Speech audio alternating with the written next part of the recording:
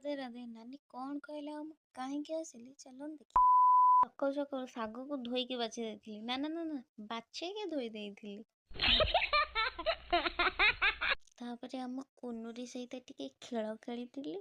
ଯେହେତୁ ମୁଁ ତାର ଛୁଆ ମା ପ୍ଲସ୍ ଆଉ ଗୋଟେ ବି ହେବି, ସେଥିପାଇଁ ତାର ମୋର ଟିକେ ଅଧିକ ଭାବ। ମାଡ଼ଗୋଳ ପାଟିଗୋଳ ଠାରୁ ଆରମ୍ଭ କରି କୁନ୍ଦା କୁନ୍ଦି ପର୍ଯ୍ୟନ୍ତ ଚାଲିଯାଏ।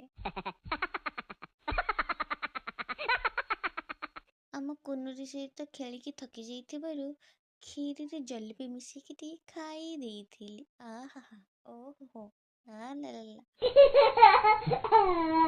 ଗୁଗୁଲା କଥା ଶୁଣିବ ପପି। ଯଦି ପଚାରିବ ପିଙ୍କି କି ସିଏ କହିବ ଗୁଗୁଲା ପାଟି କେତେ ସୁନ୍ଦର। ଇଲୋ ମାଙ୍କଡ ତାକୁ ଆଜି ଗୋଡେଇଛି ସେ ଯୋଉ